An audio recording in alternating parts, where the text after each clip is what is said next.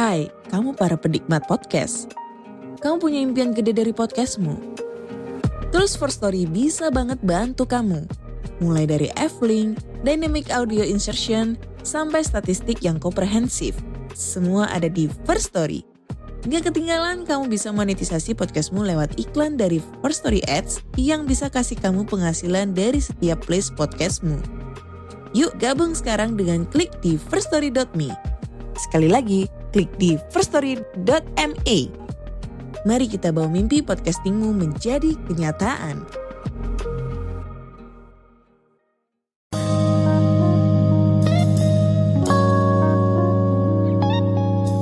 Oke guys, kembali lagi bersama gue Vincent di Konspirasi Ngopi. Seruput lo kopinya. Jadi menarik banget nih, gue lagi gak sama Randy. Gue lagi kedatangan teman gue, sahabat gue, Dimas namanya. Halo bro Dimas. Halo sobat Teman ngopi. Dengar, teman ngopi. Iya, teman ngopi. Halo sobat-sobat teman ngopi. Nah sekarang nih juga spesial banget podcast kali ini. Gue sengaja pakai konsepnya outdoor. Betul. Iya. Sengaja biar bocor. Biar bocor, nggak apa-apa. Banyak suara alam, suara makhluk-makhluk. Nggak lain apa-apa. Mau masuk boleh. Tidak silakan, apa-apa. nggak apa-apa. Justru Dipersilakan. dicari malah, Iya, dipersilakan. Emang sengaja nyari suara-suara yang lu nggak bisa denger nih buat record di sini. Bener. Iya nggak apa-apa. Kita emang nyari. Gitu. Jadi gue lagi tertarik banget nih sama teori ini, dan mungkin kedepannya gue juga akan bahas sama beberapa podcaster lain ya untuk mendapatkan insight-insight lain gitu. Ini ada simulasi. Iya. Nah terus sebelum kita masuk ke dalam temanya, gue juga pengen nyampein buat teman-teman semua, teman-teman ngopi. Kita kan udah buka official merchandise nih teman-teman. Jadi ntar gue bakal taruh linknya di bawah. Kalian bisa belanja di situ. Support lah Konspirasi Ngopi. Gitu. Kalau ngaku-ngaku dengerin doang mah Iya lah, kalau nggak beli merchandise lah. Iya, kan pasti butuh sesuatu buat mensupport ekosistem bersama bener. nih. Quality juga bagus kok, bukan yang kaleng-kaleng lah. Jadi buat dipakai sehari-hari juga oke lah channel. Iya bener banget. Dan seperti yang gue udah kenalin, ini teman gue, sahabat gue Dimas gitu. Basicnya apa sih bro? Lu Kalau ngomongin basic seharian gue mungkin bisa dibilang teknologi ya. IT. Risik banget lato-lato. Itu juga simulasi gitu. Simulasi apa tuh? Simulasi ini apa namanya, adu domba tuh gitu. Apa sih nyamannya tuh apa gitu loh? Ada endorfinnya itu bre, dari suara itu ada endorfinnya. Anjing, endorfin apa nih? Kalau misalnya orang ketagihan narkoba kan oke lah gitu kan, alkoholik oke lah, lato-lato tuh apa gitu loh? Ya, maksud gue juga nggak main sih jadi juga tuh yang dicari apanya. Tapi ya gitulah ya, maksudnya fenomena ya paling nggak lama kan, sebulan 2 bulan di bisnis kayak gitu mah. Sebulan 2 bulan. Nah sebelum kita masuk nih lebih jauh, gue pengen dengerin dulu dong opini lu nih tentang podcast Konspirasi Ngopi gitu. Kasih testimoni lah. Dari gua mungkin Konspirasi Ngopi ya, gua cukup out of the box karena nggak banyak podcast yang ngebahas sesuatu yang sampai sedetil dan nyerempet kayak gini. Sensitif, bisa dibilang sensitif ya, dengan teori-teori yang bisa dibilang ya di sini dikaji juga, jadi nggak sembarangan nyampein informasi ke kalian. Tapi tadi pesan gue, sebelum lu denger, setelah lu baca bismillah dulu buat yang muslim, berdoa dulu dan intinya gini, jangan nelen sesuatu tuh mentah-mentah. Bener, ganjil dan perlu lu kaji ulang ya nggak masalah, silakan monggo. Justru Tuhan ngaruhin lu akal, jangan lu siain gitu aja lah, lu pakai berpikir. Dan justru kenapa makanya ada kolom komentar di situ kan? Nah, di situ kan buat berdiskusi, lo Iya, ramein di situ. Silakan. Justru emang fungsinya buat lu ramein di situ. Kalau emang ada yang nggak setuju sama teori-teori yang disampaikan ya, sama Konspirasi Ngopi, lu ramein di situ. Anjing nih Vincent nggak bener nyampein salah atau apa, terserah lu gitu kan. Nah, oke, sebelum kita masuk ke dalam teori ini, sebelum kita masuk, gua mau mengajak kalian semua, pertajam analisa lo, perkuat dengan Cocox Logi.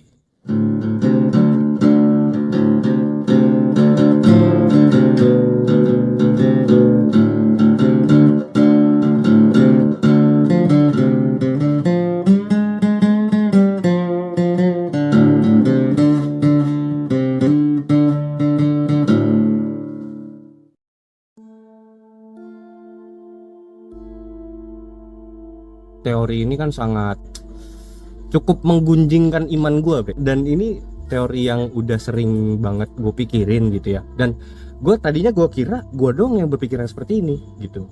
Akhirnya gue riset ternyata dari dulu bahkan sudah ada pemikiran seperti ini gitu loh, yang mengatakan bahwa dunia dan realitas tempat kita tinggal itu hanyalah sebuah simulasi atau mimpi atau apapun itulah gitu. Yang gue tahu kayak game-game benar, truk simulator tuh. Truk simulator anjing. Iya. Pokoknya intinya sebenarnya apapun itu yang dalam dunia teknologi, sebuah simulasi itu kan berarti kan lu mengadaptasi sebuah realita, tetapi itu sifatnya bukan sesuatu yang nyata. Banyak banget bentuknya ya. Banyak. Sekarang kalau misalkan lu ingat zaman dulu games ada yang namanya The Sims. The Sims itu kan justru gua itu secara nggak langsung mensimulasikan kehidupan. Society lu tuh disimulasikan dalam bentuk game gitu loh. Lu bisa berinteraksi sama setiap orang, bahkan storyline-nya itu bisa beda-beda yang gue tahu. Ketika lo memainkan si karakter A dan karakter B dengan lu yang main sama yang gue main, itu alur ceritanya nanti bisa beda. Itu dalam bentuk yang sederhana, dalam bentuk game gitu kan. Gue potong nih ya, buat tumbler dulu opening biar kayak podcast beneran gitu. Emang bisa podcast simulasi kan nggak lucu kan. Podcast simulasi juga ya. Iya, podcast simulasi. Simulasikan podcast. Simulasi coba kan. Anjir. Kayak Inception banget ya kalau Inception. gulung-gulung lagi ya. Mimpi di dalam mimpi. Tingkat-tingkatannya. Iya kan? Nah, iya. Ya, Inception tuh mimpi di dalam mimpi kan? Mimpi di dalam mimpi. Inception. Tapi paling enggak itu bisa membuktikan loh. Gini, ini sebelum kita jauh lebih dalam ya, pikirannya bahwa katakanlah si tokoh itu dia merasakan bahwa realitas sebenarnya adalah mimpi itu. Make sense dong? Ya, bisa aja kan? Bahkan kan ada di bagian dalam filmnya itu ada sebuah adegan ketika siapa pemeran utamanya, gue lupa deh. Nah, jadi buat teman-teman, Inception itu filmnya Christopher Nolan ya, dan salah satu film favorit gue juga selain Interstellar. Iya, kalau Interstellar kan dia bahas tentang quantum physics lah ya, kayak gitu-gitu ya. Nah, kalau Inception ini lebih ke kayak Matrix sih. Cuman kalau dia tuh versinya lebih ke mimpi. Gitu. Gulungan-gulungan mimpi. Ya. Dan jadi, itu sumpah main blowing banget parah. Gue demen banget itu. Plot twistnya kacau sih itu. Iya, nggak ketebak ya? Nggak ketebak. Karakter utamanya ini masih di dalam dunia mimpi, bukan. Oh, maksudnya ada perdebatan. Iya.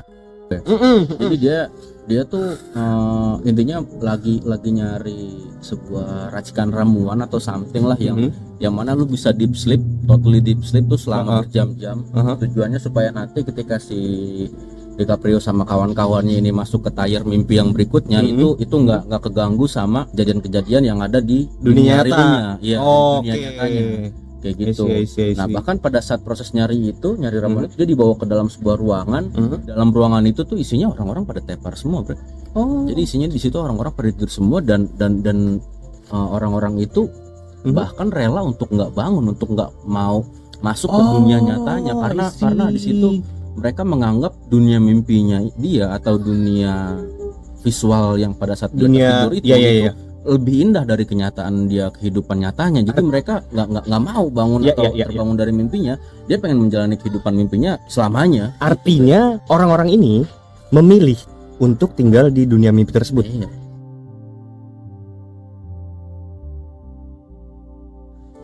Nah, oke, berarti jadi gue bisa narik nih, bukan kesimpulan sih, tapi lebih kepada gue bisa narik di masa depan itu, di masa sekarang ya, itu adalah berarti orang-orang ini sama halnya dengan metaverse.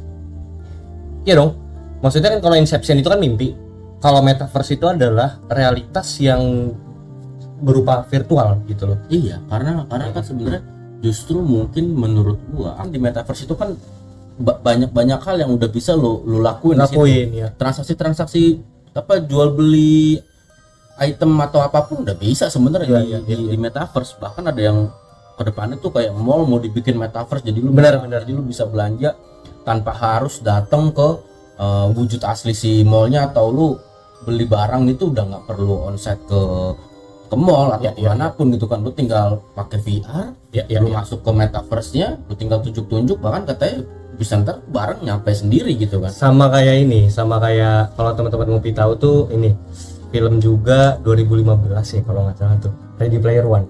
Oh, Ready Player One. Iya kan?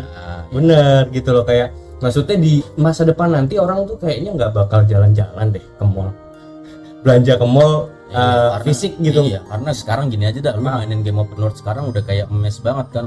Wah, gila gua. Benar. Yang bikin lu nggak bisa matiin itu laptop atau PC buat lu berhenti main game itu kan sebenarnya bukan cuman karena itu game seru aja, tapi visual-visual yang nggak lu dapet di dunia nyata lu. Dan satu lagi tau nggak apa? Pengakuan. Iya, gua sekarang Anjing, gua merinding, Pak. kalau misalkan karakter lu Iya. mainkan suatu game yang mana karakter lu diakui sama setiap orang, Iya, artinya gini. dibandingkan di kehidupan nyata. Nah, lu itu nggak maksud dapet gua. pengakuan sama orang-orang. Lu lebih milih ngapain gua ngejalanin Ngapain gua kehidupan? Iya. Ngapain gue tinggal di hidup nyata? Iya, ngapain Gue lebih sih? bahagia di Gue lebih diakui di dunia game gitu kan. Tuh dia. Gue lebih punya pengaruh di sini. Iya. Bahkan banyak loh game-game yang itu sampai gue inget banget gue pernah mainin game. Jadi dalam game itu ada politiknya, Bre. Jadi kalau lu mau menjadi ketua guild atau ketua dewan itu lu ada voting. Dari Voting. itu ada voting dan votingnya itu beli suaranya. beli. Dan itu Oke. ada yang bahkan sampai dibayar sampai dan nominalnya nggak sedikit, nggak receh. Jadi bahkan maksud gua Itu politiknya itu ya. Bahkan ada politiknya game, ya? dalam game yang simple, maksudnya belum VR aja itu udah jalan yang kayak Apa gitu. tuh contohnya? Mungkin kalau lu pernah mainin RF. RF online, intinya maksud gua dalam sebuah game aja suatu sistem Ya. di dunia nyata bisa diadaptasikan ke game. I see. Oke. Nah, jadi buat teman-teman ngopi semua ya, kalau Anda tidak bahagia di dalam hidup, Nah, silakan tinggal di dalam silakan game. dunia virtual Anda masing-masing. Iya. Ya pada dasarnya sebenarnya kita zaman sekarang pun ini kita ngomong implementasinya di dunia kita sehari-hari dulu ya, sebelum kita masuk ke teori-teori lebih lanjut ya, gitu ya. Artinya gini, kita hidup sekarang aja kayaknya kita lebih nyaman dengan pengakuan orang-orang dari berapa jumlah likes lo di Instagram Nah, dibanding pengakuan yang memang sebenarnya di dunia nyata. iya. Kayaknya ada suatu hormon endorfin di situ. Iya, benar. Karena kan emang sebenarnya mereka tuh riset kali. Pada saat ngebikin sebuah apps itu Mereka nih pembuat si developer. Oke, Instagram, Apapun itu Apapun, sosial ya, media iya. pokoknya keinginan atau achievementnya dia diupload, terus ada orang yang mengakui, dikasih button likes lah, dikasih button love lah, itu secara nggak langsung kayak wah anjing gue disukain nih sama orang, wah gue diakuin nih gitu kan. Itu yang memicu lu buat ngupload lagi, nge-scroll lagi dan pada akhirnya lo akan bolak-balik untuk ngeliatin konten lo. nah iya, pada akhirnya Sementara- sesuatu yang sifatnya mungkin itu adalah fake, Ya. banyak edit, banyak manipulasi di situ, siapa tahu. Cuman ya pada akhirnya society zaman sekarang arahnya ke sana. Arahnya ke sana. Iya, karena kayaknya semua orang kenapa sih pada haus pengakuan? Heran gue. Ya memang karena kalau gua rasa ya, ini kalau dari sisi esensi gua ngomong ya. Ya karena memang mereka tidak mendapatkan itu di dunia nyata aja sebenarnya. Gitu loh. Yang which is sebenarnya kan gini. Manusia itu kan ya gua kurang inget ya level tingkatan needs seseorang ya. Ini ya tier pyramid itu ya. Iya, lu apa tuh? Coba jelasin deh. Ya, kalau itu kan kayak jadi kebutuhan dasar manusia itu kan makin lama makin mengerucut Mengerucut ke atas. Kan kalau yang di penghuni piramida bawah tuh kayak kita paling cuman butuh kayak makan, terus Sandang pangan tinggal, papan. Ya, sandang pangan papan. Nah, sedangkan makin ke atas tuh mereka udah nggak mikirin sandang pangan papan Karena sudah mereka terpenuhi. udah terpenuhi semua. Mereka tuh udah kayak pengakuan, kekuasaan itu udah makin meningkat lagi. Oke, iya. Nah, pada akhirnya ada satu tier di mana mereka membutuhkan pengakuan. Benar gak? Ya, seperti itu. Ya, maksud gua zaman sekarang lah ya, semua orang tuh berlomba-lomba untuk diakui gitu loh. Nah, terlepas dari itu gua nggak akan ngomong lebih jauh soal itu udah morality masing-masing Ya, gitu udah. kan. Kita lebih kepada ngebahas ngalur ngidul di bagian teorinya dulu. Teori Gitu. si dunia simulasi ini lah ya. Yoi. Karena menarik, Dim, karena gini, belakangan tuh gua seperti yang tadi gua spoiler di awal bahwa gua berpikir bahwa kayaknya gua doang yang mikirin ini, apakah gua halu atau gimana gitu kan. Tapi ternyata teori ini tuh udah muncul bahkan di peradaban Yunani kuno. Oh, dari dulu berarti mereka udah Udah berpikir seperti itu. ini bakal terjadi gitu. Bukan, artinya gini, gagasan yang dimana dunia realitas yang dijalankan sama manusia bukan realitas sebenarnya. Oke, mereka udah Udah berpikir seperti itu, kayak gitu. Nah, teori ini sebenarnya terkenal banget di dunia filsafat ya. itu ada suatu gagasan filosofis kuno yang berbunyi begini. Nih kita telah sama-sama ya. Jadi dikatakan bahwa dunia yang kita tinggali ini hanyalah suatu realitas atau kenyataan semu yang berada di dalam suatu mimpi yang teramat panjang. Gitu. Ini kurang lebih sebenarnya sama kayak gambar Inception itu sendiri nggak sih? Kan karena kan dibilang di sini suatu mimpi yang teramat panjang. Ini yang teramat panjang. Berarti kita semua sebenarnya nggak ngejalanin realitas sebenarnya ya. Betul. Kita berada di dalam suatu mimpi tersebut. Bahkan gini, gue pernah dengar suatu keyakinan orang suku Aztec. Suku Aztec itu berpikir bahwa dunia dan segala macam yang ada di dalamnya itu hanyalah suatu proyeksi dari mimpi seorang dewa. Gitu. Udah ekstrim banget. Oh, itu udah ekstrim banget. Itu udah ekstrim banget. Jadi keyakinan orang-orang suku Aztec gitu. Mereka berpikir bahwa sebenarnya dunia ini tuh cuma mimpinya si dewa itu. Berarti kita ngejalanin mimpinya si dewa itu. Sebenarnya. Iya. Gitu. Bukan ngejalanin realitas kita sebenarnya ini. Betul. Nah, yang dimana mereka berpikir mereka harus menyembah dewa tersebut gitu. Karena itu adalah mimpinya si dewa itu gitu loh. Wah, ini nyerempet nih sebenarnya. Iya kan? Gitu. Wah, dan itu sangat gokil ya sih menurut gue ya. Nah, seperti yang tadi udah gue bilang, bahkan teori ini pun juga berkembang gitu ya di dunia Yunani zaman purbakala. Ketika itu teori ini juga pernah dibahas oleh bapak filosofi dunia yaitu Plato. Oke, Plato. Kita tahu lah Plato gitu. Nah, Plato tuh pernah mengajukan suatu cerita. Jadi dia mengeluarkan suatu hipotesa untuk mendukung argumen ini gitu. Karena kan ini mungkin jadi pembahasan gitu ya di kalangan filosofis ketika Ya, itu. di saat itu mungkin filosofis juga pada memperdebatkan. Berdebat, betul. Nah, si Plato mengajukan suatu skenario. Dia mengatakan begini, bahwa ada suatu cerita yang kemudian menjadi terkenal dan namanya tuh disebut sebagai alegori gua. Apaan tuh? Nah, alegori gua itu mengatakan bahwa di mana suatu sekumpulan tawanan yang selama masa hidupnya itu dia dari kecil hingga dewasa disekap di dasar suatu gua yang gelap. Oke. Nah, di mana di situ hanya ada pantulan bayang-bayang yang ditimbulkan dari api yang menyala-nyala. Jadi si tawanan itu disekap tuh dari kecil, Bre. Dari kecil sampai dia dewasa semasa hidupnya di situ aja. Taunya gua aja. Iya, taunya gua aja. Dan dia menganggap bayang-bayang yang muncul nyata. Bayang-bayang yang muncul dari api tersebut adalah kenyataan yang sebenarnya dijalani sama dia. Gitu. Nah, suatu saat berjalan waktu, entah gimana ceritanya, orang-orang tawanan ini berhasil meloloskan diri dan keluar dari gua tersebut. Akhirnya dia melihat dunia yang sebenarnya gitu. Dikatakan bahwa dia di situ merasa ketika dia bebas gitu, dia merasa bahwa dia menemukan bahwa dunia kenyataan ini tidak sebatas hanya bayang-bayang itu saja gitu. Melainkan juga keseluruhan objek yang nampak karena adanya matahari kan. Jadi dia itu sadar bahwa loh, dunia realitas gua ternyata seperti ini. Bukan yang di dalam gua tadi, bukan bayang-bayang terhadap api yang di dalam gua. Gitu. Berarti bisa jadi karena kita saat ini belum ketemu dunia yang lain aja. Jadi kita menganggap dunia yang saat ini itu realita kita. Betul, gitu kan? betul. Bisa jadi ketika nanti kita udah nemuin, ternyata ada dunia lain selain dunia yang kita jalanin saat ini, selain realitas kita saat ini. Make sense. Wah, gila anjing, ini mind blowing banget sih. Gila. Nggak kebayang sih. Nggak kebayang. Berarti karena gini, jangan afterlife tuh maksudnya kayak gitu kali. Bisa. Ini yang mau gue, anjing, gue merinding. Ini yang mau gue bilang di sini bahwa ini bisa gue tarik ke dunia fisika. Artinya gini, ini agak lari sedikit ya. Cuman di pemahaman fisika bahwa realitas itu adalah materi yang bisa terlihat, materi yang bisa disentuh, materi yang benar-benar real itu adalah sesuatu yang berada di dalam space and time, ruang dan waktu, 3 dimensi.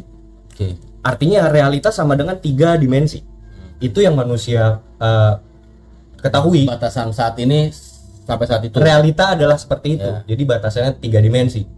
Kalau di luar 3 dimensi, artinya 2 dimensi, 1 dimensi, 4 dimensi, 5 dimensi, itu bukan realita. Itu yang fisika tahu sebelum ditemukannya fisika kuantum. Nah, jadi memang kita adalah materi-materi yang memang bergantung sama materi yang ada di dunia ini gitu. Itulah yang disebut realita gitu. Nah, pernah kebayang nggak sih sama lu orang gitu ya, dan lu Dim, bahwa katakanlah ada suatu entitas di luar dimensi ketiga. Artinya realitas yang berlaku sama si entitas tersebut adalah realitasnya dia dong. Iya. Yang ada di dimensinya dia, katakanlah dimensi 2, dimensi keempat. Lu pernah kebayang nggak dua dimensi itu kan objek yang datar. Objek datar tuh 2 dimensi. Betul. Persegi, ya, Lu pernah ngebayangin nggak sih suatu persegi itu punya pikiran, dia dia punya pikiran bahwa dia nggak tahu bahwa ada dimensi di atasnya. Ya kan itu yang saat ini terjadi. Gitu kan. Kita sebagai makhluk 3 dimensi enggak Ini menarik nih. Kebayang makhluk yang melebihi dimensi kita, sama seperti yang tadi, yang satu Dimensi keempat, sama dimensi 2 kelima. dimensi. Iya. Bahkan mungkin ketika 2 dimensi ini bertemu dengan kita yang 3 dimensi, mereka akan menganggap wah ini sesuatu yang mistik nih, sesuatu yang Dewa nih. gila, gue nggak pernah ketemu sama yang kayak gini nih. Dan dia akan menganggap entitas yang berada di 3 dimensi tersebut adalah dewa.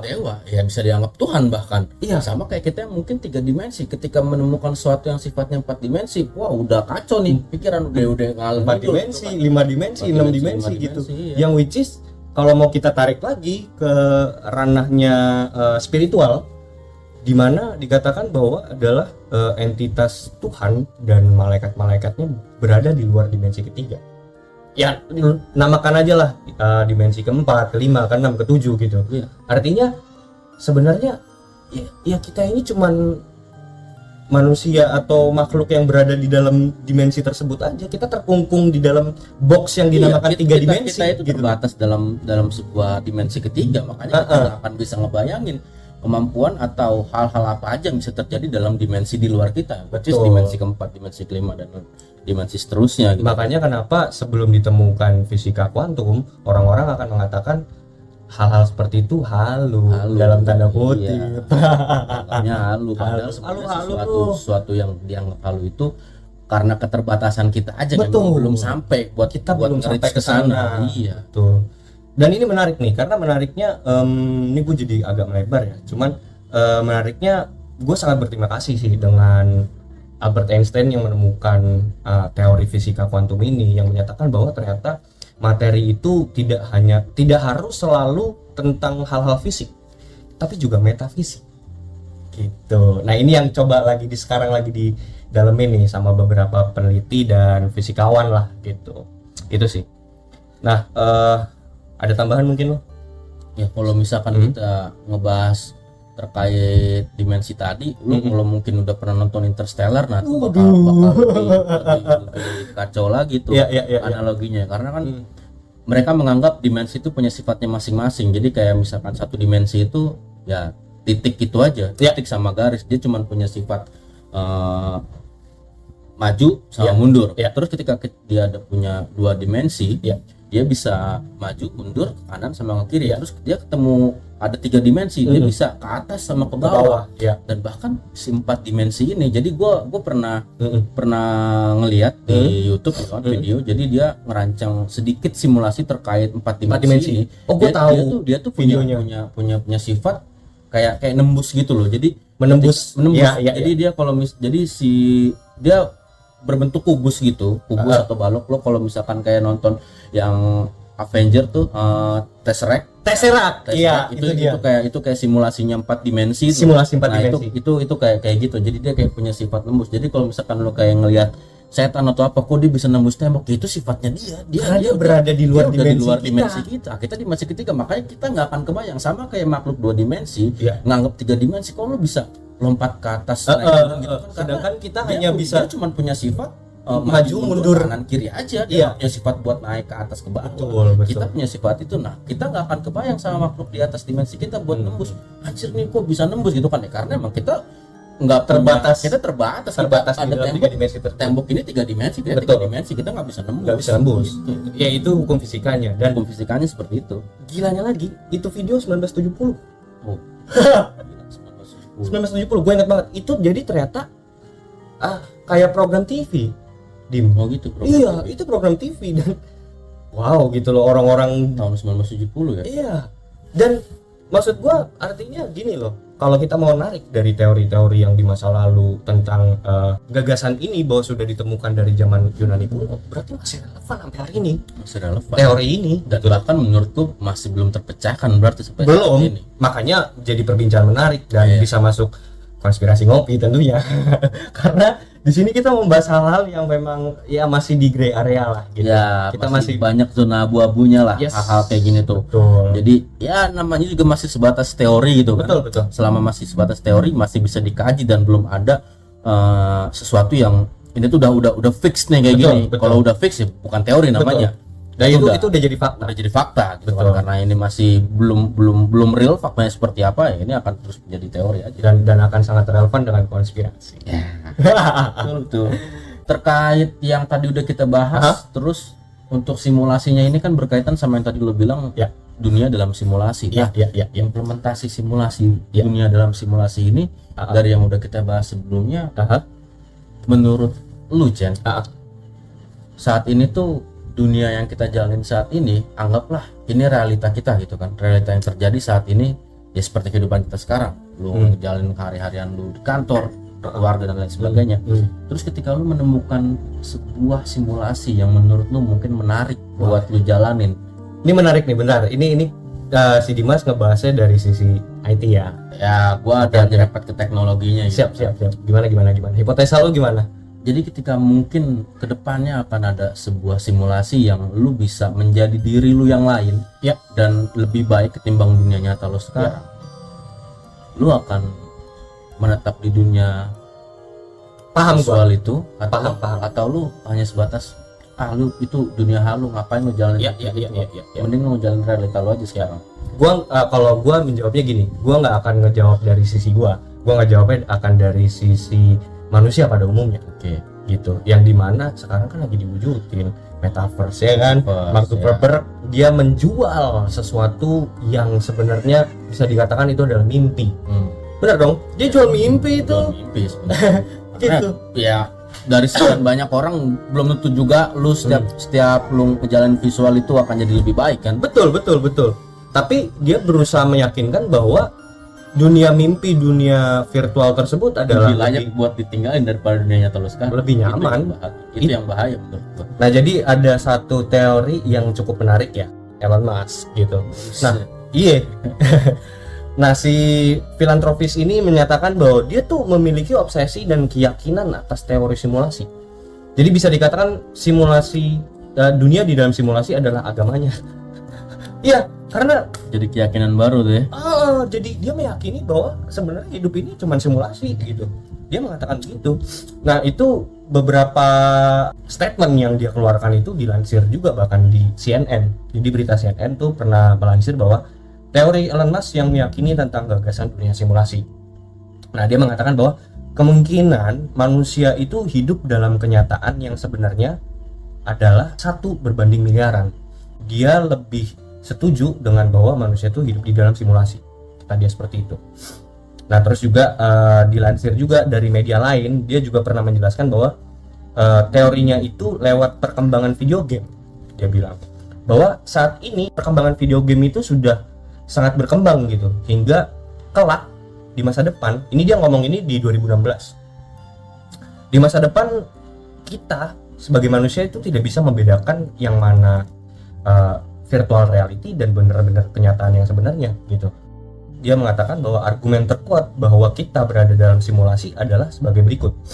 Bahwa 40 tahun yang lalu kita memiliki video game Pong. Jadi video game Pong tuh yang kayak apa sih, Kayak tenis Tetris gitu ya. kayak gitu. Nah, bentuknya seperti 2 persegi panjang dan 1 titik, kata dia. Itulah gamenya, katanya, ujar Musk. Nah, sekarang 40 tahun kemudian kita memiliki simulasi 3D gitu dengan teknologi-teknologi realistik dan semakin baik setiap tahunnya. Dan segera kita akan memiliki virtual reality atau augmented reality, kata dia.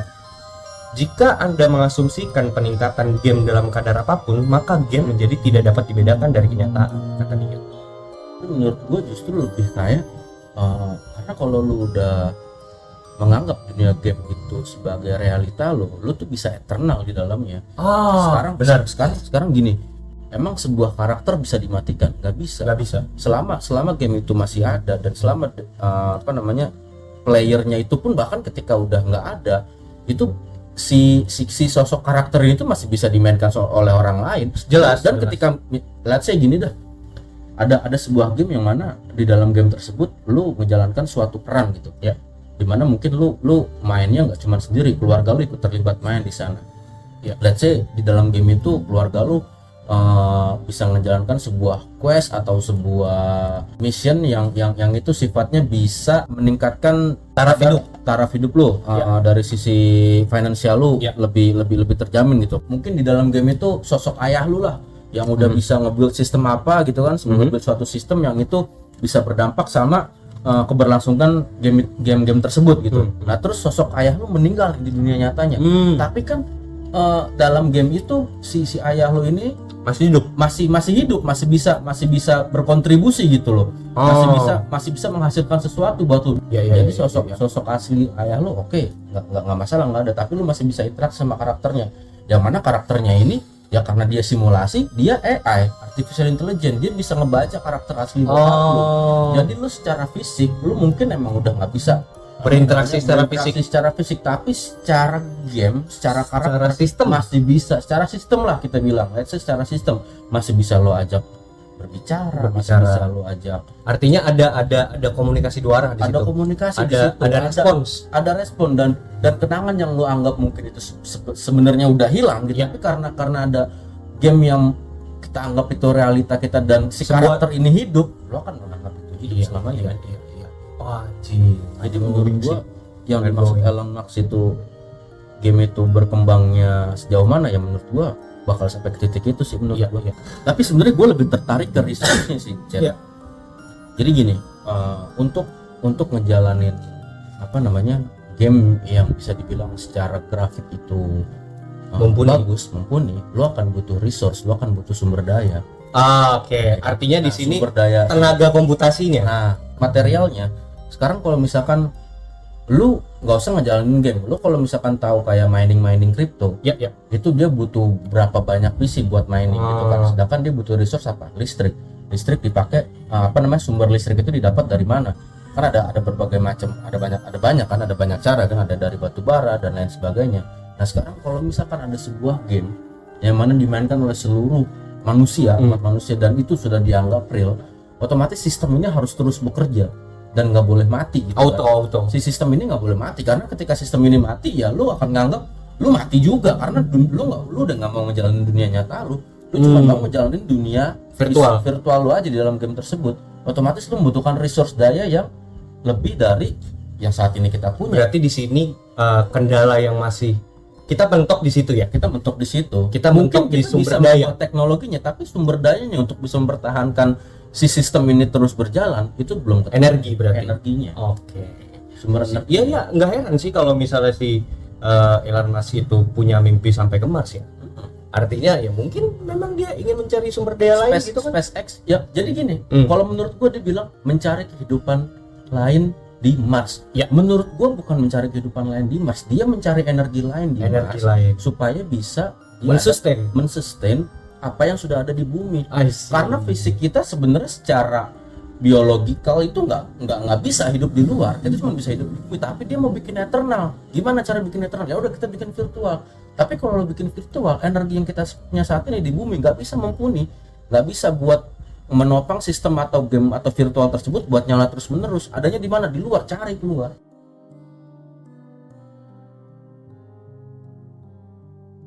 Ya namanya juga outdoor ya kan, jadi ya banyaklah bocor-bocor suara-suara dari dimensi kelima di dimensi keempat masuk. Karena memang kita menggunakan teknologi mikrofon yang menangkap suara-suara dari dimensi-dimensi lain gitu. Lanjut lagi, salah satu teori simulasi yang memang ini cukup terkenal sih dari Nick Bostrom. Nah, Nick Bostrom itu siapa? Dia itu salah satu filsuf yang lumayan terkenal untuk mengemukakan teori ini pada tahun 2003 gitu. Dia ngoceh apa itu di situ, Chan? Iya, nih coba ya kita dengerin ocehannya ya. Bener apa kagak nih? Nah, jadi dikatakan bahwa banyak karya fiksi ilmiah serta beberapa perkiraan oleh ahli teknologi dan futurologi yang serius memprediksi bahwa sejumlah besar daya komputasi, kembali lagi ke tadi, daya komputasi akan tersedia di masa depan. Artinya bukan sesuatu yang nggak mungkin Bukan sesuatu yang nggak mungkin, itu possible aja. di masa depan. Di masa depan possible aja. Cuman memang saat ini pun masih dicari kok, maksudnya bukan, Iya. bukan sesuatu yang nggak kita dapat, materi yang nggak ada di bumi terus kita akhirnya udah yaudahlah stuck gitu kan, nggak usah dilanjutin, nggak Iya, gitu. iya. Artinya masih kayak Elon Musk kan, betul. mau bikin roket nyari ya udah tinggal keluar. Betul. Masih berjalan lah pencarian itu gitu, ya kan. Bahkan teori-teori kayak fisika kuantum pun sekarang udah mulai ada regenerasi barunya, kayak misalnya pernah gue bahas di podcast gue sebelumnya bersama Randy bahwa Dr. Michio itu juga mengembangkan kembali teori fisika kuantum yang tadinya kita tahu itu bahwa space, tempat dan waktu itu berjalan seiringan. Dan ditemukan pada tahun 2019 ya kalau nggak salah ya, Dr. Michio mengatakan enggak, bahwa waktu dan tempat itu tidak berjalan seiringan. Dia punya zone-nya masing-masing. Jadi paralel. Nah, jadi dari situ menciptakan teori-teori kayak multiverse kayak gitu. Dan jadi sekarang orang tuh sains itu bisa mencapai ranah metafisika. Jadi sekarang scientific dan saintis itu sedang mencoba menjelaskan teori-teori tentang hal-hal gaib dalam tanda kutip.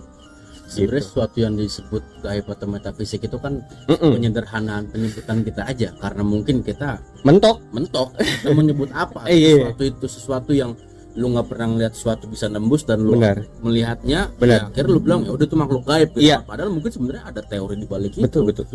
Sama halnya kayak gini, gue pernah mengungkapkan teori ini ya, tongkat Nabi Musa. Oke.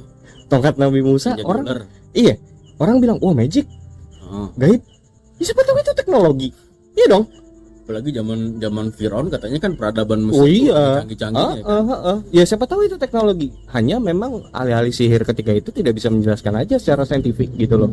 Dan dengan akan mudahnya mengatakan magic. Ya udah, itu gaib, setan gitu kan. Ya, emang itu mempersimpel aja sih. Mempersimpel aja biar nggak banyak penjelasan di balik itu. Ya, seperti itulah. Nah, lalu dilanjutkan dikatakan dari Nick Bostrom mengatakan bahwa mari dia mengungkapkan suatu skenario lagi yang sebenarnya skenarionya kurang lebih sama kayak teori Elon Musk tadi ya. Dia mengatakan bahwa tapi ini dia duluan ngasih taunya sebelum Elon Musk. Mari kita anggap sejenak bahwa prediksi ini benar, bahwa prediksi di masa depan daya komputasi itu akan hadir gitu, yang diharapkan ya, seperti yang tadi lu bilang. Satu hal yang mungkin dilakukan oleh generasi selanjutnya dengan komputer mereka yang super canggih adalah menjalankan simulasi mendetail tentang kehidupan leluhur mereka atau orang-orang seperti leluhur mereka. Karena komputer mereka sangat canggih, mereka dapat menjalankan banyak sekali simulasi seperti itu. Jadi bukan satu simulasi doang, banyak simulasi gitu. Simulasi terhadap kehidupan leluhurnya, generasi di masa depan. Katakanlah contoh ya implementasinya, cucu lo buat simulasi tentang hidup lo. Wah anjing. Itu. Berarti kesimpulan yang tadi, bukan kesimpulan maksudnya, persepsi yang tadi, kalau misalkan kita ini sebenarnya sedang menjalankan simulasi, kemungkinan besar bisa jadi cuy, karena di luar sana materi-materi yang saat ini nggak ada di bumi, di mereka udah ada, iya kan, dan teknologinya mungkin lebih canggih dari kita. Jadi kalau kita ini simulasi yang sedang mereka buat, bisa jadi possible aja. Nah selanjutnya dia mengatakan bahwa misalkan ini yang akan memperkuat argumen dan hipotesa ini ya. Dia bilang misalkan orang-orang yang disimulasikan ini sadar bahwa mereka tuh sedang berada di dalam simulasi, oke, gitu kan, nggak masalah. Nah yang jadi masalah adalah kalau orang-orang yang berada di dalam simulasi itu tidak menyadari eksistensi mereka itu hanyalah sebuah simulasi. Itu yang mengerikan. Ini katanya argumen Nick Bostrom ya, dia mengatakan itu. Dan dia juga melanjutkan lagi, maka bisa jadi sebagian besar pikiran seperti kita ini bukan milik ras asli. Artinya bukan milik kita. Ya, bukan milik kita, melainkan milik orang-orang yang sedang mensimulasikan kita ini. Aduh, gila. Oleh keturunan maju dari ras yang lebih advance. Dan material yang lebih advance juga. Betul. Sumber dayanya pasti lebih advance. Ya kita sampai eksplor keluar buat nyari sumber daya lain kan berarti sumber daya kita saat ini di bumi belum mumpuni untuk bisa mensupport sistem atau teknologi yang saat ini sedang kita buat gitu kan. Sedangkan di luar. Nah itu gue akan mencoba menyampaikan satu argumen yang akan menjawab itu ya nanti. Gue akan fokus di Nick Bostrom dulu. Nah kesimpulan dari Nick Bostrom maka dimungkinkan untuk menyatakan bahwa kita akan secara rasional berpikir bahwa kita mungkin berada di dalam pikiran yang disimulasikan daripada berada di dalam pikiran biologis yang asli. Oleh karena itu, jika kita tidak berpikir bahwa saat ini kita hidup dalam simulasi komputer, nah kita tidak punya hak untuk percaya bahwa kita akan memiliki keturunan yang akan menjalankan banyak simulasi dari hidup nenek moyang mereka. Artinya kalau kita nggak mencapai suatu pikiran tersebut, ya kita juga nggak punya hak untuk mengklaim di masa depan anak cucu kita punya pikiran untuk menjalankan simulasi tersebut. Sedangkan kita sekarang sedang berpikir seperti itu, ngerti nggak? Gitu loh. Dari sini pun dia akhirnya merumuskan semuanya ini ke dalam 3 hal ya, tiga probabilitas yang coba dia bawa gitu. Bahwa 3 probabilitas ini adalah 1. Skenarionya semua peradaban mirip manusia di alam semesta punah sebelum mereka mengembangkan kapasitas teknologi yang mumpuni Untuk menciptakan realitas simulasi tadi. Betul. Itu probabilitas pertama. Oke. Yang kedua, dia bilang jika ada peradaban yang mencapai fase kematangan teknologi ini, tidak satupun dari mereka entitas-entitas ini yang mau repot-repot untuk menjalankan simulasi. Itu aja. Ya udah biarin berjalan aja gitu. Jadi mereka udah nggak tertarik gitu buat sesuatu teknologi simulasi gitu. Probabilitas yang ketiga, peradaban maju akan memiliki kemampuan untuk menciptakan banyak sekali simulasi, dan itu berarti ada jauh lebih banyak dunia simulasi daripada dunia non simulasi. Gitu. Tanggapan lo gimana? Tanggapan gua. Yes. Ngeri sih. Ini wild banget ya, liar banget ya. Teori ini liar banget. Ini liar, cuman patut buat dicari tahu juga lah. Iya. Karena gua nggak bisa kebayang ketika sebenarnya gini, misalkan lu main game gitu kan. Yap. Lu sebagai pemain tahu bahwa itu simulasi. Betul. Sedangkan si karakter itu tidak sadar. Nah, lu bisa bayangin nggak kalau misalkan kita ini saat ini sedang menjalankan simulasi oleh suatu makhluk atau suatu ras tertentu yang lebih maju dari kita. Aduh. Parah, pecah sih cuy. Itu nggak bisa berkata-kata ya. dan menurut gua possible aja. Possible aja. Karena menurut gua gini, ketika lu memainkan sebuah game atau simulasi, kita sudah tahu alur ceritanya, kita yang kontrol dia mesti ngapain. Betul. Sama kayak mungkin ras yang lebih maju ini yang saat ini sedang kontrol kita, sedang membuat kita memainkan simulasi. Ya udah Chen, lu bikin podcast sekarang, lu bikin ini, lu ngejalanin ini karena itu udah diatur sama artinya orang. Artinya peradaban yang lebih maju ini mereka sudah mensimulasikan kita sama kayak kita mensimulasikan game aja. Betul. Ketika kita main sebuah game ya kita terserah kita, semau kita mau kita apain itu karakter. Mau lu suruh karakter tersebut kayak misalkan di GTA mungkin lu mau nyuri kayak ambil mobil atau apa, ya itu hak lu aja gitu kan. Dan CJ tidak akan sadar kalau dia adalah pemain karakter dalam game simulasi. Wow. Los Santos tuh dia nggak sadar kalau nggak sadar bahwa si Dimas lagi mainin Los Santos. Berarti kita sedang dipermainkan sama ras yang lebih tinggi. Gitu. Dan ini probabilitas ketiga inilah yang berusaha diyakinkan oleh Elon Musk. Gitu. Jadi ya memang gue nggak akan bisa bilang dia itu halu ya, karena memang ya namanya probabilitas, Bre. Ya, iya. Kemungkinan. Sekarang kita pun juga nyebut halu juga. Iya. Karena keterbatasan kita aja kayak biar cepet lah gitu kan. Biar bilang sesuatu tuh halu, ya udah enough conversation, nggak akan panjang. Nggak akan panjang. Kalau mau gali lagi, kalau kita mau kupas lebih dalam lagi masih bisa sebenarnya kalau mau dicari tahu. Nah makanya kenapa itu hal ini jadi suatu perdebatan yang nggak ada habisnya sebenarnya. Makanya dari zaman dulu sampai hari ini, bahkan zaman dulu filsuf-filsuf terkenal udah pernah bahas ini dan berdebat gitu loh. Berdebatnya pakai urat, gue yakin. Iya, gue jadi bayangin ini gue serem sih mau ngomong ini. Nggak apa-apa. Ini memang platformnya, Dim. Ini platformnya. Kalaupun memang sangat-sangat ekstrim, bisa gue kepotong. Lu pernah dengar Ya, ya, ini ya, mungkin di ya. di keyakinan gue Ya, ya. ya, boleh, silakan. Bahwa garis hidup manusia itu sudah tertulis di lauh mahfuz katanya. Mana mungkin bisa jadi itu hanyalah sebuah skenario untuk disimulasikan ke kehidupan kita. Berarti yang disebut Lauhul Mahfuz ini atau mereka-mereka yang merancang ini sebenarnya ya udah emang garis lu udah gue buat, sama kayak kita memainkan sebuah game gitu kan. Lu yang ngatur ini karakter mau kayak gimana. Ya mereka-mereka ini juga udah ngebuat sebuah sistem atau sebuah aturan yang lu bakal jadi begini, lu bakal jadi begini, Chan. Lu akan ngejalanin hidup seperti ini. Boleh gue simpelin nggak bahasanya? Apa itu? Takdir sama dengan program. Anjing. Takdir lu udah di-create dari awal. Takdir itu sama dengan program. Iya, Jadi takdir itu semerta-merta hanyalah sebuah program aja. program aja. Jadi lu memang diprogramkan untuk program untuk menjalani takdir yang udah dibikin. untuk menjadi seorang Dimas, Iya. untuk menjadi seorang Vincent. Lu nggak akan bisa keluar dari program tersebut. Nggak bisa karena lu bagian dari program itu, cuy. Lu mau ngapain? Lu mau keluar. Ya. Terus lu mau ngacak-ngacak gitu. Lauhul Mahfuz lu mau lagi Iya, lihat. iya. Kita beda dimensi, cuy. Bahaya nggak sih? Dimensi di tayar-tayar yang lebih atas. Yang kita nggak punya kapabilitas buat nyentuh tayar itu. Ngeri sih, bre. Ngeri ya? Ngeri, bre. Gila. Ini gua rasa teman-teman ngopi juga otaknya udah mulai kepanasan nih kayak gitu ya kan. Dan Lauhul Mahfuz program, bre. anjing di sisit ini nih kayaknya bakal gua potong nih buat di jargon nih. Anjrit gila. Itu salah satu hal yang gila sih. Gua nggak bisa berkata-kata ya. Karena menurut gua gini loh, kita kadang percaya atau meyakini sesuatu itu adalah hal yang gaib atau Kebenaran. sesuatu yang ya sebuah kebenaran itu kita anggap ya udahlah itu gaib, itu udah ada yang ngatur. Ya. Nah, udah ada yang ngatur berarti kan secara nggak langsung Program alam bawah sadar lu percaya kalau lu ini adalah suatu sebuah program. simulasi yang sedang berjalan, karena dia kan simulasi itu kan diprogram. Iya dong, ketika lu udah percaya bahwa ini udah ada yang ngatur, berarti udah ada developer ini, udah ada yang nge-create.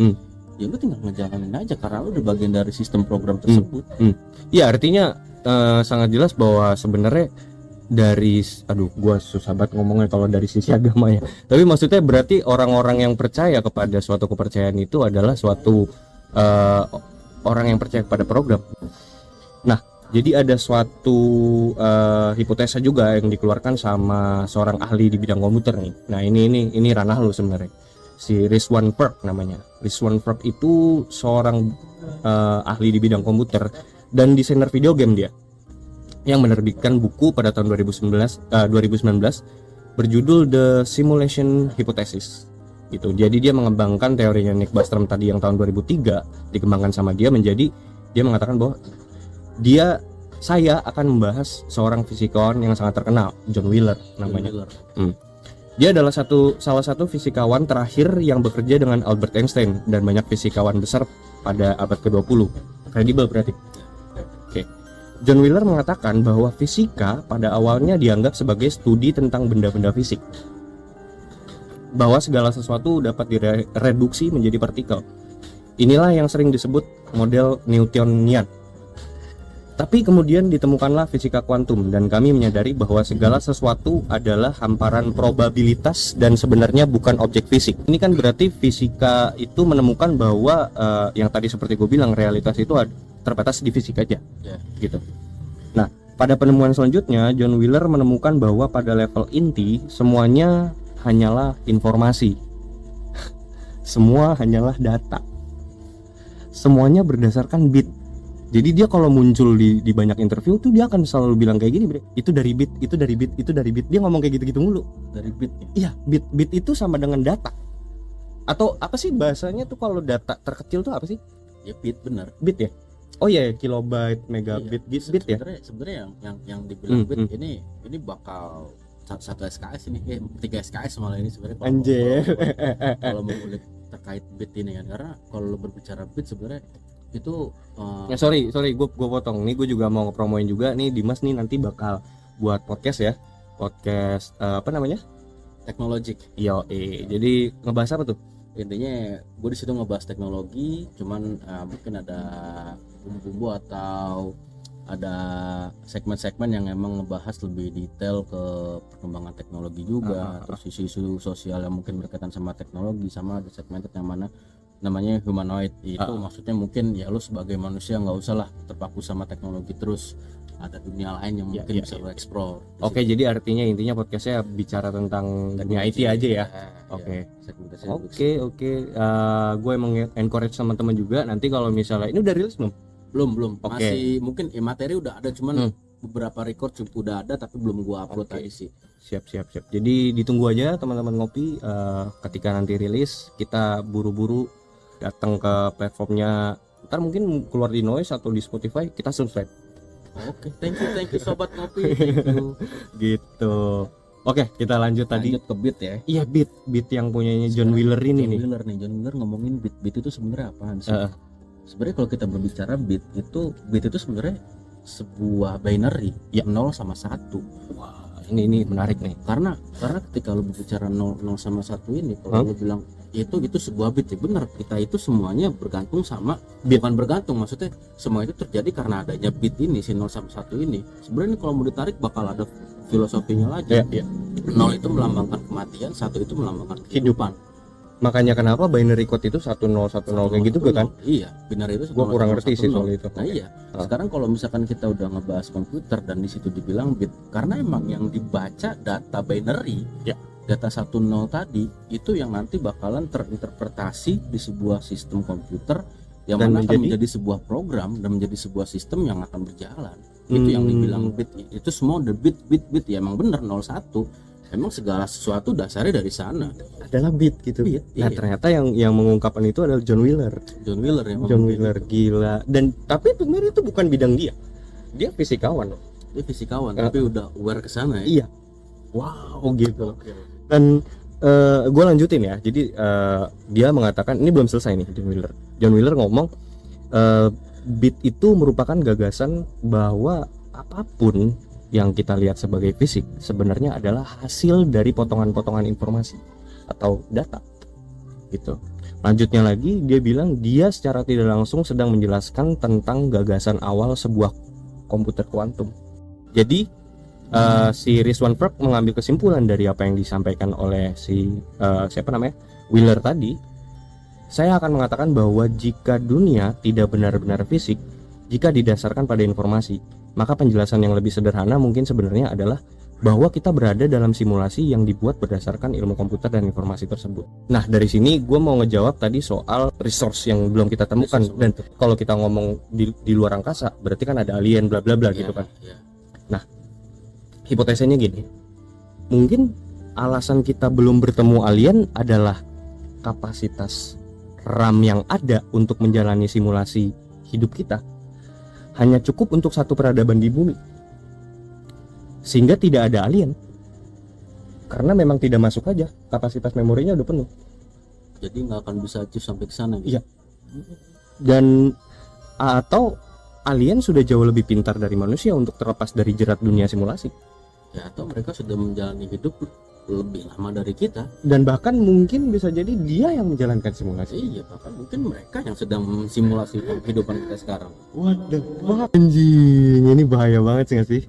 Ini out of the box banget, cuman ya ini jadi bahan berpikir juga lah buat teman-teman ngopi gitu, bahwa kenapa sih gitu gue bisa berpikir kok dunia simulasi itu possible aja ya gitu. Apalagi sudah didukung sama teori dan mungkin hipotesa dari berbagai ilmuwan, fisikawan, kompeten di bidangnya kan, dan sudah berpikir hal ini sudah jauh-jauh dari jauh-jauh tahun-tahun sebelumnya. Iya. Berarti sangat mungkin aja kalau kita saat ini sedang menjalankan simulasi, bro. Jadi lu nggak usah ambil pusing lah. Nggak usah ambil pusing ya. Jadi jalanin aja simulasinya ya. Jalanin aja udah, simulasi doang, bukan realita ini. Anjing. Itu konklusi yang sangat fuck up sih. Gua jujur aja kecewa gitu loh. Lu ngapain sih ngeluarin effort ternyata lu cuma ngejalanin simulasi yang saat ini mungkin yang ngejalanin simulasinya alien-alien di sana bakal ketawa-tawa aja kita lagi ngomong berusaha buat mengungkap identitas mereka. Iya. Dan akan dibilang ya elah teknologi lu belum nyampe, resource lu gak akan nyampe. ibarat kata kayak gini deh, lu mainin sebuah game, lu main GTA nih, terus si CJ berusaha buat ngungkap identitas lu, lu bakal ketawa gak? Bakal ketawa. Itu beda bro, gue yang nge-build lu, gue yang batasin pemikiran lu sampai sejauh mana. Ketika itu menurut gue, wah ini mungkin udah bakal nyentuh dikit nih, gue matiin lu bisa nggak? Bisa aja mereka yang jalan simulasinya. Benar. Dan bahkan teori ini pun juga pernah diaplikasikan di komik Marvel, Deadpool. Wah anjing, yang dimatiin penciptanya. Gila sih itu. Iya. Nah, Deadpool sekarang dari gambar tuh dua dimensi. Diaplikasikan ke sebuah film. Komik tadinya. Komik ya, filmnya juga. Jadi film lah, tiga dimensi. Terus mungkin dia akan keluar. Gitu kan di komik itu dia keluar nyari si penciptanya terus dibunuh sih. Dan itu ada adegannya di komik tuh kan. Ada lagi. Ada, bener. Itu yang mau gue sampaikan tadi. Jadi ada series di mana Deadpool itu membunuh satu universe Marvel. Sampai di titik di mana anjing, siapa lagi yang mau gue bunuh ya? Karena dia punya sense of kesadaran bahwa dia adalah karakter komik. Dia nunjuk ke pembaca lo selanjutnya. Tai nggak? Tai anjing, tai banget gitu loh. Komik bisa punya sense kesadaran of human cuy, bisa punya kesadaran bahwa dia adalah karakter komik. Dan itu salah satu superpower Deadpool memang. Gitu. Ya kita bisa bilang Matrix ya. Matrix. Cuman gue jadi punya konklusi liar nih bro. Jangan-jangan Tuhan yang selama ini kita anggap itu cuman penyederhanaan subjek atau objek sesuatu yang kita belum paham, yang sebenarnya yang kita anggap Tuhan ini mungkin ya adalah suatu ras, sebuah ras atau entitas yang peradabannya mungkin sudah maju. Gue nelan udah anjing gue. Teknologi sudah maju dan akhirnya mereka kayak bingung nih. Gue mau ngapain nih? Gue bikin something deh, gue bikin simulasi deh. Gue bosen nih. Iya, gue bosen nih. gue bikin universe ini, di dalamnya ada bumi, ada manusia penghuninya, dan ya udah ngejalanin sesuai simulasi yang gue bikin. Ya, bisa jadi sih. Gue lebih simpelin lagi ya. Hidup kita hanyalah suatu simulasi yang dijalankan oleh Tuhan. Sadly yes. Gue nggak bisa bilang iya dan tidak. Ya gue nggak mengiyakan, maksudnya kan ini tadi gue bilang analogi iya. gue gitu. Nggak apa-apa. Bisa iya bisa iya dan tidak. Dan bahkan kalau hati-hati aja iman lu goyang udah baca bismillah aja belum bisa ngerti podcast gitu. Ya karena memang ini salah satu visi dan misinya Konspirasi Ngopi, bikin goyang iman orang. Ya gue maksudnya gue lucunya gini, jadi menarik ya nih kalau gue bahas podcast kita cuma cocok logi. Iya. Kita cuma berusaha menelaah apa yang sebenarnya tidak kita tahu. Iya. Menelaah fenomena yang mungkin bener nggak sih kayak gini, kayak gitu kan. Iya. Ya namanya kita manusia dikaruniakan akal gitu. Bener. Berpikir kalau kita melewati batas, semoga Tuhan maafkan. Mohon maaf juga ya kan. Ya kalau sampai membawa kalian berpikir liar dan ikut-ikutan berpikir liar ya syukurin gitu kan. Intinya masuk berpikir minta maaf dulu dah, minta dibimbing lah gitu. Dan ya mohon maaf gitu kan. Enggak usah lu anggap serius banget. Iya, namanya aja Konspirasi Ngopi judulnya. Ngopi lah. Sekarang lagi ngamer lo orang mabuk lo. Ini rada lucu. Dan gini, gue punya satu versi teori gue sendiri ya. Ini teori versi gue sendiri ya. Di masa depan gitu ya. Ini skenarionya adalah begini. Katakanlah di tahun 2050, 2060, 2070, you name it lah. Sudah ditemukan sebuah teknologi di mana manusia bisa tinggal di dalam sebuah tabung. Artinya gini, manusia kan butuh makan dan minum ya, dan juga buang air besar atau buang air kecil gitu. Nah, di dalam tabung tersebut itu sudah mensustain, sudah bisa mengakomodir segala suatu kebutuhan dasar manusia tersebut. Artinya kebutuhan nutrisi itu bisa terpenuhi di dalam tabung yang isinya cairan lah, katakanlah gitu. Nah, bagaimana di masa depan jika di tahun 2050 Mark Zuckerberg sebagai pemilik Meta, dia bekerja sama dengan katakanlah dengan PBB atau organisasi dunia mensuggest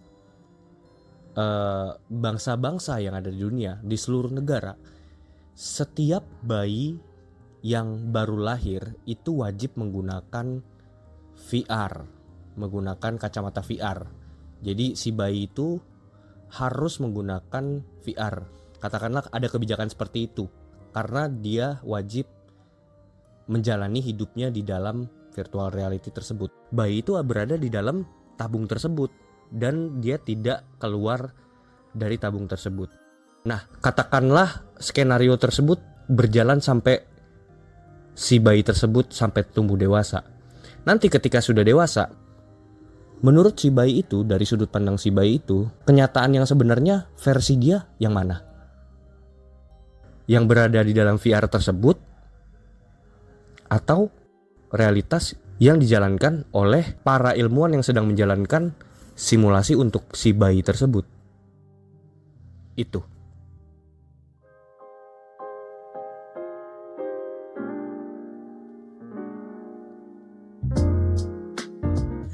Ya udah malam. Ya udahlah, udah malam. Thank you buat sobat-sobat ngopi ya.